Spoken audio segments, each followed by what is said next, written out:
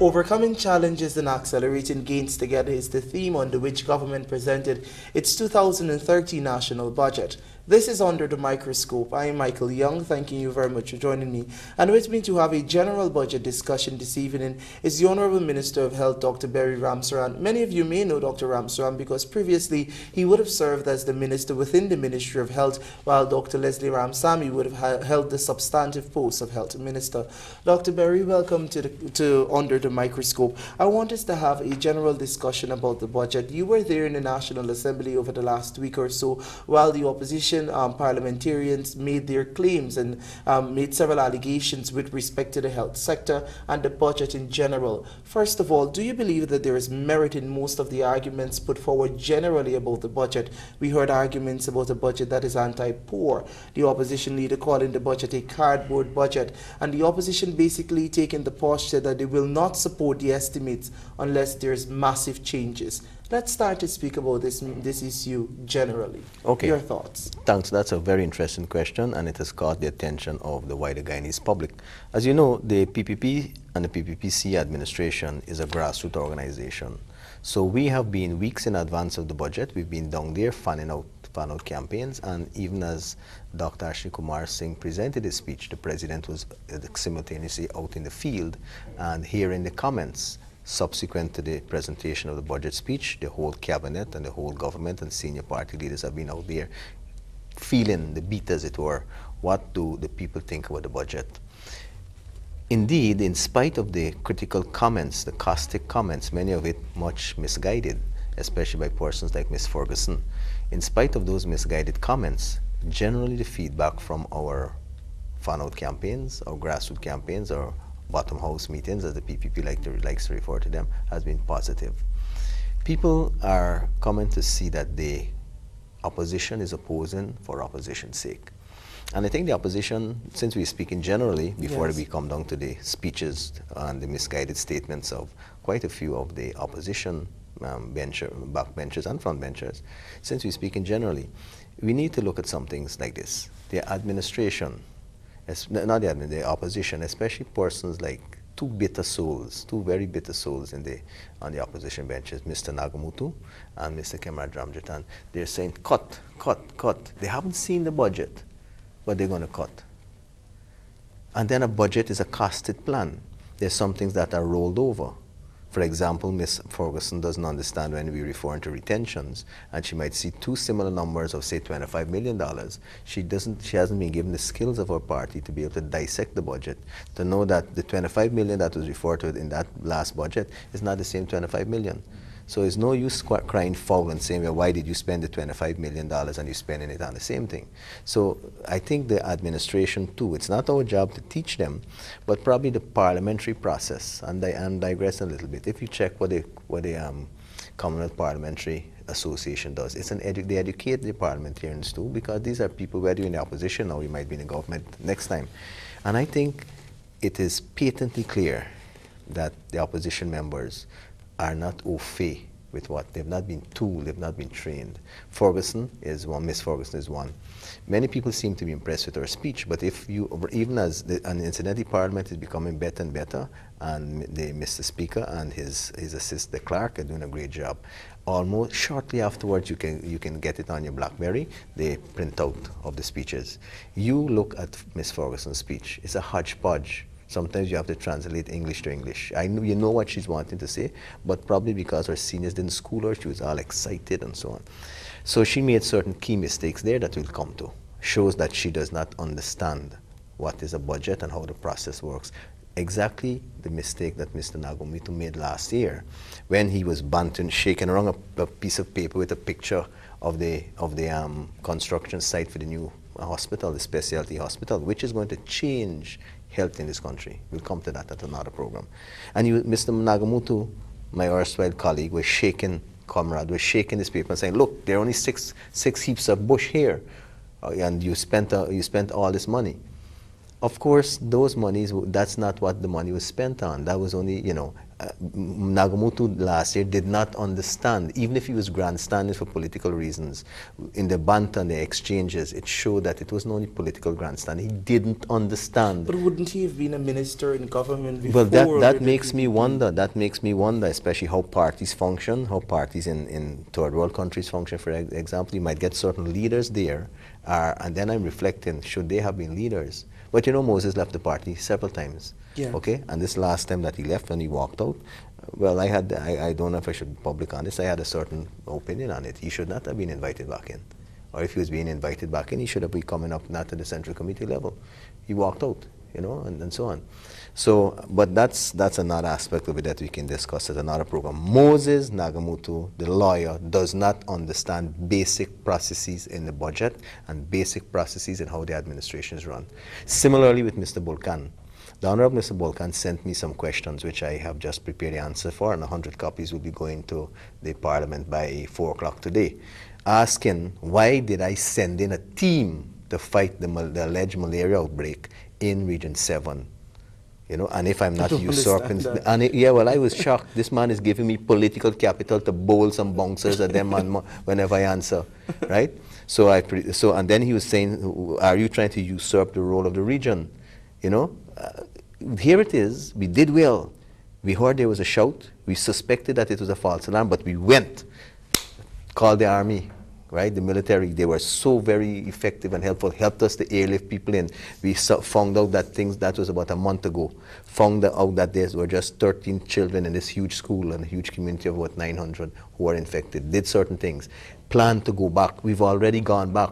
4 of my people are on the ground in Wamaradong now, and tomorrow 7 more are going in. And this would not have been known to the media. We would have been doing our business quietly and effectively. Here is this goodly gentleman, totally misguided, totally out of his depth. Okay? You can look nice and dapper, and you look like a nice legislator in the garb and the form, but I want the public not to be fooled. It is the essence. Look at that question. And previously to this, they asked me another questions to the minister for written reply. It's good if the media got onto that. They never brought it up again. I gave an exhaustive reply. So Mr. Bulkan will be getting a more exhaustive and lengthy reply today. Why the Ministry of Health, exercising its mandate, lifted a team within 24 hours on a weekend into the hinterland to fight malaria. But isn't that the rule of central government regardless of who is the regional authority? Well, but the point is he doesn't even know how the system works, and he doesn't know the regional people, because those persons who mattered and whose mandate it was were in communication with us. They initiated the call. But it's just, it's dog in a manger. It's a sour, I wonder if I can use this term, a sourpuss kind of approach. Mm-hmm. They're bitter.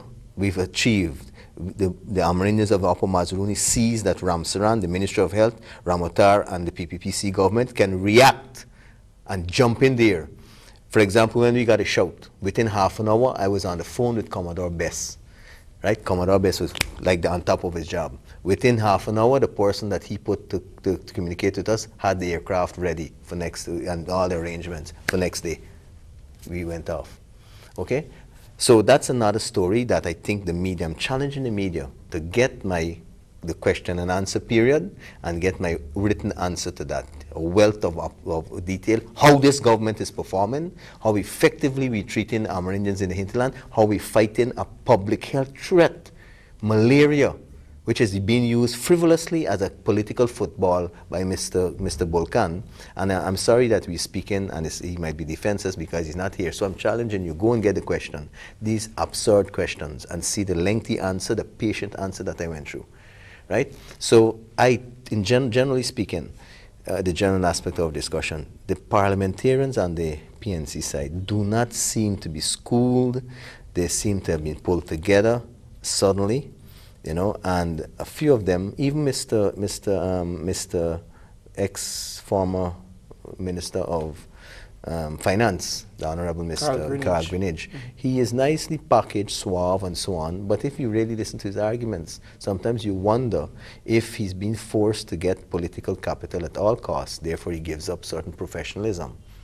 Not that he's unprofessional, but that he's having to not express things which I suspect he can express or analyze better because he wants to hit at the PPP. There's nothing to hit at this budget. The pensioners are getting something. And then again, it might be little, but that's not the only thing they get. Some of them get old age pension. Some of them get relief for the water rates, and so on and so forth. And then look at it. How much more are we doing for health in this country?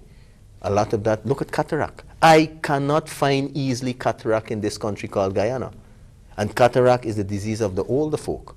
Yeah. Because we've done such a beautiful job. Shortly, we will be taking the eye specialist called the ophthalmologist outside of the hospital with the little kit, and we're going to be going house to house to house to house to house, doing what? Looking for cataract. Then we'll hold their hands and take them to Port Morant and fix their eyes.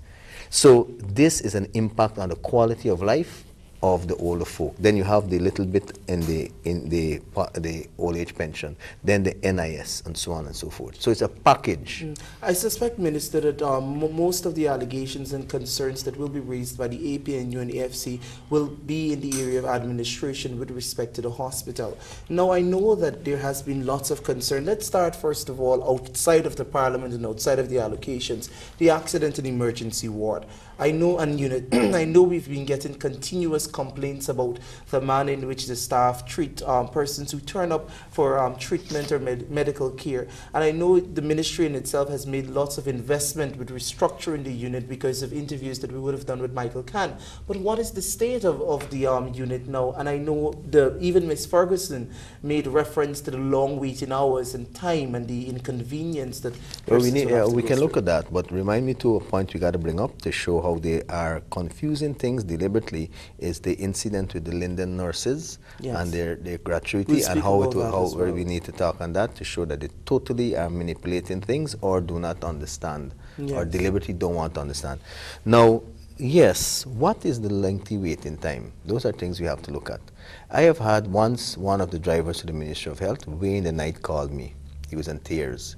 His child, his little baby is ill and he's down here at A&E and he can't get services. Young man, how long have you been? He was there for 15 minutes. I called wrong on him because he's a driver and he doesn't want to look at that because he's on the lower level of the administration. I brag and don't want to help him, so I called matron's office. When I called him back, right, I said, where are you? He had already left the hospital with his child 15 or 20 minutes after. This was an hour or so after. I said, what happened? Oh, they look at my picnic. You understand me? So we need to look at it. Yes, we need to look at the time, the length of time, the conditions under which the people wait there, okay? How the nurses treat them. But these nurses didn't fall off the sky. They didn't come from Mars. They're your sisters, your brothers. You're the people out there in television land. They're your grandchildren, your nieces, your nephew. This is a problem we have of how we deal with ourselves, how we treat each other. The Ministry of Health is introducing certain modules in its training program, and hopefully at the nursing school that would improve. In the recent times, I've been criticized with saying, or generally administration been criticized by saying probably we haven't, it's too democratic, too many people getting access to these programs. I've had unfortunate instances where nurses slug it out on the streets, right there in the street. That's unacceptable. You won't think that would happen 5, 10, 15 years ago. That is what we're dealing with. This is not an excuse I'm making. Yes, we need to work on the cutting down of the waiting time, the triage time. We can do this by, for example, encouraging people to go to other facilities like the Diamond facility, like the West Demerara facility hospital, which is underutilized. It's part and parcel probably of the PR or lack of PR or promotional work by the Ministry of Health. Now, let's move from the accident and emergency unit and go to another sore area. Let's talk a little bit about hospital administration. We've had, well, the level of maternity deaths have decreased, has decreased across the board because that is not an issue that comes up ever so often like it did in 2010 and 11 within the media. Then now the concerns are neglect, mismanagement, and you've had instances where persons died when they should not have died because of the circumstances that they would have been admitted to the hospitals with. And we continue to get concerns expressed by the public about the West Demerara Regional Hospital. And then there are 1 and 2 concerns about Diamond, and ever so often you'd get reports about neglect at the Georgetown Public Hospital. As Minister, I know that might be very taxing to respond to, because in every single situation, it may be different things that contribute to the outcome. But what has been done, Minister, to ensure that when these nurses and hospital staff and doctors too are negligent, that action is taken against them because of the unwanted loss of life? Okay, that's a good question. It's a legitimate concern of the media and of persons out there. There are mechanisms, there's even legislation which guide the actions of the administration and the Ministry of Health, which is supported, for example, by the Guyana Medical Council, by the Guyana Nursing Council when such incidents happen. We have to be careful that we do not elevate one or two instances to such a level that we paint a totally bleak picture. Yes. There are maternal deaths. Most of the maternal deaths occur because of hemorrhage and blood issues. However, we've improved the blood banking services more and more. As you pointed out, there must be a management issue, you know. So in recent times, we've had disciplinary action taken by the Nursing Council against nurses or against at least one nurse who might have transgressed. There's a process. These things take time. So we have been quite open with that in the ministry, and we've investigated all cases. For example, as with the West MRR Hospital, as you pointed out, as soon as we got word of that, even as there were hostile crowds gathering when that young Shimar Miggins died, the chief medical officer was dispatched. He had just come back from looking at what was going on in Port Kaitum, I think. There was something there, or some part of the hinterland. His name is Dr. Shamdeo Prasad. By telephone, I got information that there was an unfortunate incident with something, and at that time, of course, it was very unclear, and I immediately picked the phone up and we had a discussion. Dr. Shamdeo Prasad had just returned from the hinterland, was at the Ministry of Health, unpacking without fixing his documents or something with the reports. He took off like a hare over the river, and within half an hour to three-quarter of an hour, because of course I think that was a quiet day, was there and was giving me a report.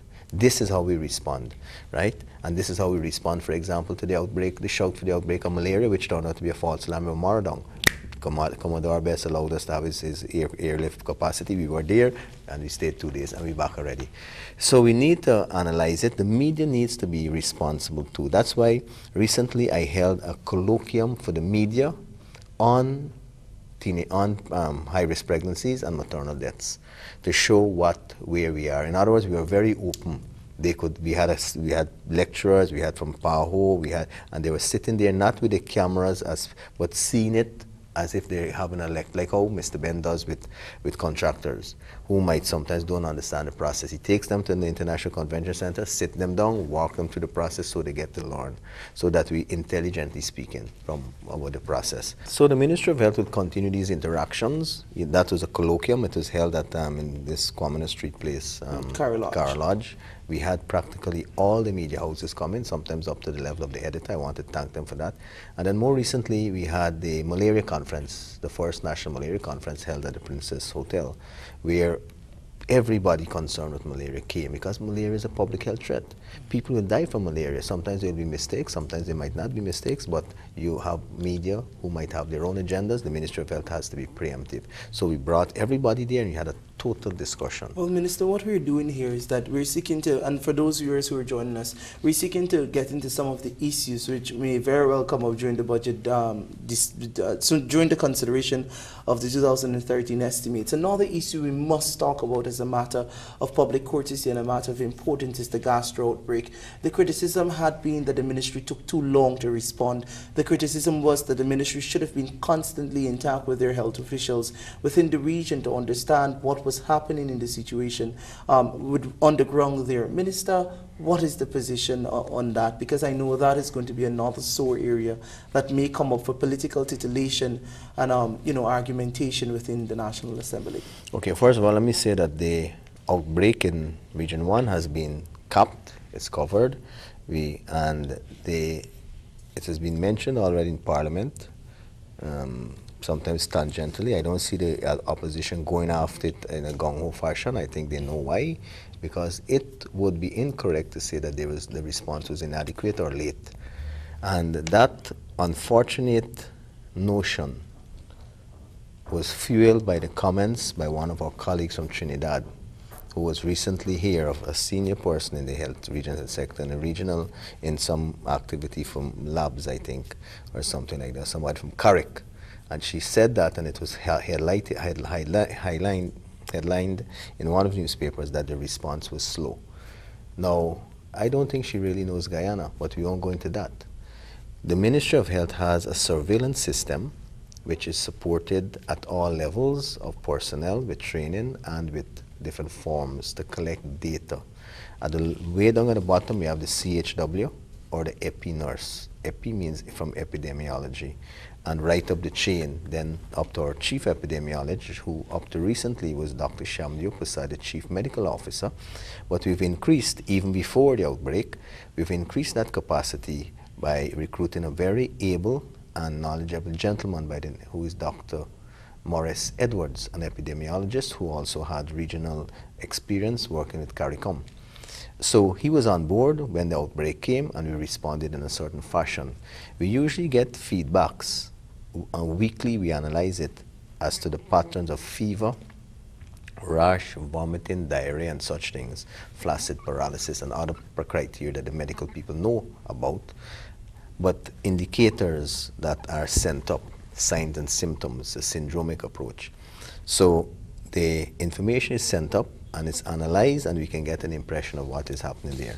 I do not think the Ministry of Health was tardy. It's just that you had a very difficult, big situation in a difficult area. Further to that, I want to say that such an outbreak is not the concern only of one agency. This is a multi-agency, multi-ministry approach, and the government of Guyana demonstrated that capacity. Just as how we demonstrated the capacity on, I think, the 7th or 8th of February, when we went into Womaradong, and that has irked Mr. Bulkan. Why did we go into Womaradong? He was surprised that overnight, less than 24 hours, or air wing, GDF air wing lifting us in there. We went in there as a multi-agency. First of all, the Ministry of Health and the GDF linked up very quickly. Then we took in people from the malaria department. We took in people from different areas, from the region, from the regional level, and so on. So the outbreak was responded to adequately and in a timely fashion. Coming to budget issues then, Minister, are you concerned, and of course you've been in politics for a very long time, are you concerned about the politicization of the issues within the Ministry of Health and the health sector? Because more than likely we see opposition parliamentarians throughout the budget debate making political statements that would agitate members of the public or seek to have them rethink their position on the quality of health care that they're receiving. One such parliamentarian, Ms. Fergusson in the National Assembly, APNU MP, raised several issues with respect to the specialty hospital, which, if not responded to, obviously can cause lots of concerns, both in the financial sector and with respect to persons who have concerns about transparency and accountability. Address first the situation with respect to the contract that Mr. Bovell received, and whether or not indeed the Ministry of Health did spend the significant amount of monies that were voted for in the 2012 budget and came back this year as well, asking for the same amount of money as Ms. Fergusson had alleged. Okay, first of all, this is a democratic society. We are actually happy that they're bringing out these so-called political connotations. Regardless of how they garb it or quote it, the government, the administration has to be on top of the ball. The administration has to know its job. Okay? Now, one of the aspects of our job is to get out there to the public to let them know what is the truth. A more severe piece of wickedness in terms of political manipulation was that which was tried by Miss Vanessa Kissoon recently, when she tried to manipulate the situation with the gratuity. You know, people were on the ground talking to the nurses. It was a local, that is something up in Linden, went wrong with the administration and passing on documents and evaluating people and so on. And she tried to precipitate a protest, which didn't happen. So that is one of the more salient examples of political tomfoolery trying to derail the process. But you're right, it has been going on for some time, and Ms. Fergusson tried, Ms. Dr. the Honorable George Norton tried, okay, and more wickedly, forgive me for using this unparliamentary term on your program. Well, you're not in parliament. Exactly, and and I don't think it's libelous. This was Mr. Ali Cock, who totally misled the nation about what's going on in Region 9, even referring the modern hospital, the Lethem Hospital, as a glorified health center. What a shame. But coming back to Ms. Fergusson and the specialty hospital. The specialty hospital is being done on a line of credit from the Indian government. In other words, we can't easily, the government of Guyana has explained to Mr. Nagamutu last year, cannot easily access these monies from the Indian bank willy-nilly. There are certain procedures, right, and certain scrutiny. The counterpart funds were to develop the site, right, and that's where Boville comes in. The site, of course, is in Liliendal on the UG Road there, and it had certain structures on it, like a fence, for example, which was in some cases fallen, but could be saved to save monies. So Boville initially, or a provision was made initially for $97 million for site preparation. Now, that is the provision. It doesn't mean that that money is in Mr. Boville's pocket. Because you understand, then he was given, I think it was 27.1 million, which is a certain agreed upon percentage of the voted provision for him to mobilize and get things done. So that was being done. Unfortunately, we've been having some difficulties. The Ministry of Health is working with a small contractor, and I was even criticized for mentioning that the contractor has his company based in one of the poorest sections of our city, that is Alboystown. And I'm still to look at it because my side of the house was very agitated that Dr. George Norton's words could very well have been painting me the wrong picture. As though you were racist. Yes, I had gone outside to take a phone call or something, and I missed that. I'm going to, after this, find it and hold them up to scrutiny, right? Hang them on their own pilchard, as it were. Now, so he was making some comments about the inappropriateness of me referring to Mr. Boville's company being in Alboystown. This is just to show that the process was transparent. You know, we don't care where they come from, who are, and I read out a whole list of the persons who were in his company to show, and what Norton didn't say is that I attempted to indicate that this was a qualified group. So that is some of the political wickedness, playing on the ethnic issues in the country. It's unfortunate that they're using it at the highest level, which is now televised, okay? And in certain television stations keep repeating these skewed aspects of the discussion. That's the misuse of the free media, free press. Remember, in one country, I think it's Rwanda, that was done, and there was severe punishment that followed when the certain consequences occurred. Let's hope we don't reach there. Now, so the specialty hospital, the land preparation is more or less in advanced stages, but we are having some difficulties with the contractor, and we're working with him. My permanent secretary is working with him to see what we can. That's Mr. Boville Construction or something like that. Okay, now that's for the land preparation, the local aspect of it, the local contractor. So the monies that he would be able to draw down would not reflect what you're seeing there. If he didn't put out the works, he cannot be paid for them. So Ms. Fergusson, if I read her well, totally does not understand, and Mr. Nagamutu did not understand last year, that the voted provision is not automatically put in the contractor's bank account. He has to do works, they have to be measured, you have to be paid for measured works, and so on, right? For example, at the very early stages, and I will take the rap for this, I don't know if this can be said publicly, but Mr. Boville, or the Boville Construction Company, had tendered for $35 per square meter for grubbing. But then within a jiffy, they came back and said, no, they want, after you inked everything, and that's agreed upon, they came in and said they wanted $80 per square meter. And I said, no way, right? You cannot be telling me 35. And this place, one of my arguments was clearly, this place is not in Timbuktu. It's in one of our main thoroughfares. So you must have been seeing what you're tendering for. And that's another aspect of the tender process that the administration is looking at. How do this is the lowest bidder, the lowest tender, they win it or whatever, and then now you're tied into that, but here, right away. And I'm saying this openly to the Guyanese public. There was a request to up the grubbing fee. And we had to go again. That's impossible. You cannot, if you want to make your bid the lowest, do such things. So we've been having those difficulties, but we're working closely with the contractor to see what can happen. Because remember, everything runs into the other. If you do not get the construction or the site preparation on time, the other contractor who has to do other things will get issues too. And those might already have been arising, but I have to be cautious what I say. You know, I don't want to, subvert the process. Yes. So you have the other contractor who is an Indian contractor who won the contract to design, construct, and equip. That is another reputable Indian company which went through the process. There was a whole furor about that, who won it and who didn't win it. The explanation I had for the drugs, I stand by. This went through a process, and we stand by that process. Now we have to hold the contract up to scrutiny. Okay? The permanent secretary is on top of this, and the deputy permanent secretary having those connections. The design phase, here again, Ms. Fergusson was waving a piece of paper a la Nagamotu, a paper with some pictures on it. So look how all of these money spent, and there's no erections. So far, while we're having a building going up there as an office site, and there has been a lot of geotechnical work done. Right?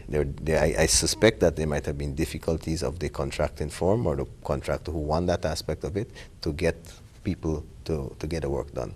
This, I think, entails driving down into the earth at certain levels to do whatever tests you do to see where is the water table, where it is form ground, and where you can put foundations. What the technical people advise me is the footprint of the building. How do you situate this building on this specific piece of land? Not what we as laymen see, that's something you can walk on. You might very well not be able to take the weight of a building over a sustained period of time.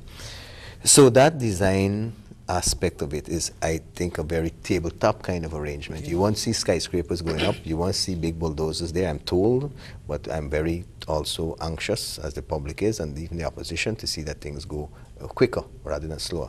So I'm told that that process is in train, and that only about 2 weeks ago I think, they got the results of the geotechnical tests, which are tests that are being done without you seeing buildings going up.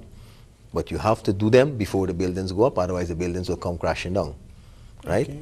So apparently that process is well advanced, and they're waiting to have whatever technical reports they have to move the process forward to decide which foundation goes where and so on and so forth.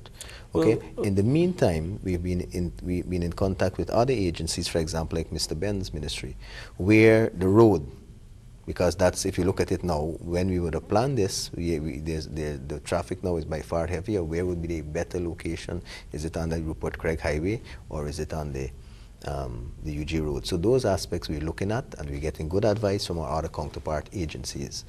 So you won't be seeing buildings in a hurry going up. You'll be, all of this work is happening.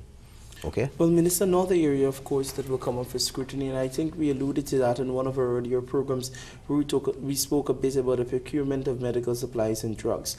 Do you have any fear whatsoever that this one single area may prove problematic when the opposition member of parliaments, particularly those that are always harping on the issue of corruption and cronyism within the government, and, alleging that the government would have been given contracts, or would have been given its no objection to contracts on the basis of favoritism and friendship? I know those are issues that have always characterized the discussions in the National Assembly. And in this one, it's very sad for me to say this again, but in this one area, the procurement of medical supplies and drugs, we continue to hear the harping and the cries over the new GPC, which incidentally has been one of the longest companies within Guyana and the Caribbean that would have been both a manufacturer of medical supplies and pharmaceuticals, and would have been assisting the Ministry of Health before your appointment with respect to its fight to have good, wholesome drugs available to the Guyanese public at the lowest cost.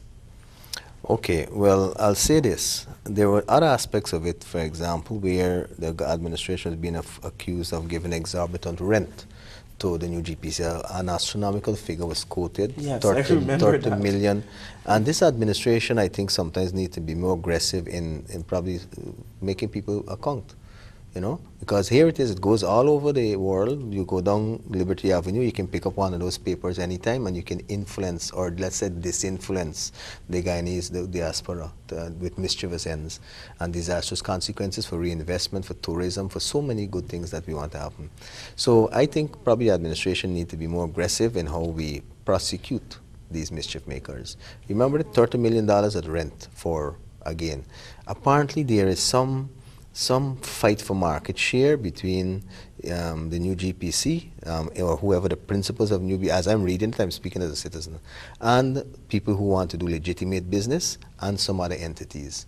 And therefore they're using the forces that they have at their disposal, which tends to be, for example, I think, the Kaicho News and others, to fight this battle. Just a clarification, Minister. I think I heard you say legitimate or illegitimate? Legitimate. You have legitimate people doing business, right? And you have persons, there's a fight about market share whenever it comes about, you know, and the Ministry of Health, unfortunately, is being bogged down with this continuous argument. I am not holding a brief for any of the opponents or the contesters. I'm saying once I'm satisfied that the process is okay, and there's a recourse to challenge, that is satisfied. Exactly, we're satisfied with that, and I think the people who are criticizing have caught the attention of the opposition, and they're making common ground in some cases. So we have to be careful with that. Like the allegation that huge monies were spent to pay, government of Guyana monies were spent on rent to new GPC. This is absolutely not so. But we're not seeing it the answer coming out in the media, except the state media, and probably they need to do a better job in that regard. Their U.S. money was used to pay for these bonds, for these warehouses, especially to support the HIV/AIDS program and storage of warehousing of those drugs. And you can't get easy access to Uncle Sam's money. You don't really deal with Uncle Sam's money. The government of Guyana and the Ministry of Health is not having their clutches on those monies. There are certain ways that things were done. So there's a company called Supply Chains Management Systems coming out of South Africa. They were the executing agency for the U.S. government for that aspect of things, not the Ministry of Health. So we've now created our new bond, our own warehouse, not far from the Buster sign in Diamond, and we're starting to transit over. But we have paid only when the monies for, I think it was last June or July, SCMS, we were taking so long to get this new bond open that we kept pushing back the time when they would say, bye-bye new GPC, we've gone to our own premises. Therefore, SCMS monies and Uncle Sam's monies are not inexhaustible, I suppose. At a certain point, SCMS had to say, okay, Guyana government, Ministry of Health, we've supported this so long while we were waiting for you to get your house in order to fix the big bond. Now, because of various difficulties that we can discuss at another contractual and all different issues, we kept putting off the date until International Women's Day, I think it was this year. We were finally able to open the bond with big fanfare. So SCMS was forced now to say, we have no more monies to pay rent because the monies we have are for other aspects of our work. Now, since we thought that the bond would be open, the new bond or the new warehouse would be open this month and that month, a month after, we took up that small payment, which amounted to, I think, just over $1 million. Otherwise, you cannot be at people's property when SCMS money is gone and occupying it. It was minimal, and it should have been even zero if we had gotten our act together. What actually happened with that bond, that warehouse? Why was this protraction? First of all, we had difficulties. We moved from the original location. Why? Because there was some dispute with some local entrepreneur having some claims, right? So I don't know what, some type of claims. Where was the original location? In the same location, but not near to a trench and on more developed land. So when we had to move it so that the project can meet certain timelines, hopefully, you had to build a bridge. You understand me? Then you had to do certain things because the land there but that was the available land. So those are difficulties that we have inherited over the period, and that is the reason why SCMS, for example, monies for rent ran out. and our bond was not ready. So now that the bond, or what is better called the supply chain management complex of the Ministry of Health, located in Diamond, not far from the Buster sign, now that is prepared, we're transiting over. As a matter of fact, we got out of GPC warehouse in farm long ago, some time back, as soon as it was possible to take the stuff over, and so on. Okay, now Minister, generally as we near the end of our program, what are you looking forward the most to next week when the consideration of the estimates begin?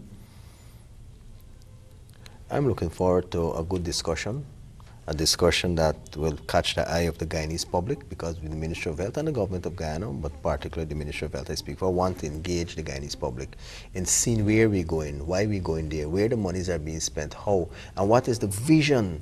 I pointed out, for example, that we had 17 billion last year, 19.2 billion this year. Not a significant increase, but because over the years we've been doing so much, how we need to manage it.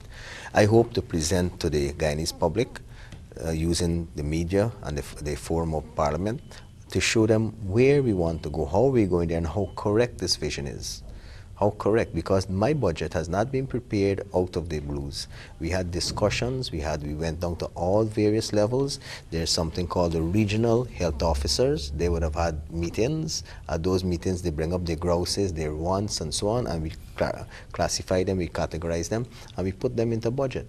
The preliminary or the initial budget might not have won out. The budget you're seeing now have gone through many stages since last year, August. Yes, since last August. So what Dr. Ashley Kumar Singh might have signed on to and presented is not all the wish list we have. We have to empathize with him, because the cake is just that big. For example, the Kaituma Hospital, we'll be putting it in there. Okay? For example, we need to think in the near future about an inpatient facility at Diamond. We wanted it. We can't afford it now because we've done a lot there for the Diamond Hospital. But to answer your question, I would like to get over to the Guyanese public convincingly what this ministry is doing, why they should support this budget, why this budget comprehensively should be supported totally. And at the same time, I think I'm going to enjoy dismantling some of the arguments from the opposition. Are you fearful about the jargon and banter about cuts? Yes, I'm not. I'm fearful because I think, as I just displayed, there are many persons on the opposition benches who haven't got a clue as to how the government runs. Like Mr. Bolkan, for example, why should I be? You check on the program 474, that is Regional and Clinical Service of the Ministry of Health, and you'll see where my mandate, the mandate of the Ministry of Health, is to do exactly that. Take specialized services where deemed necessary as the need arises. And every single year we go through that same 3 tomes, right? This is volume 2 of the estimates of Guyana, and it's clearly printed in a bullet point in English, and Mr. Bolkan missed it. Okay? So I do not think, as I said in Parliament, it's like having a child with a match. That match can light the way in the dark and help the child, but the child also might not be fully knowing or fully cognizant of the power of that match. So you have these people, you have 2 bitter men, a bitter old man, Mr. Moses Nagamutu, right? And the people at WIM should really be looking at him now.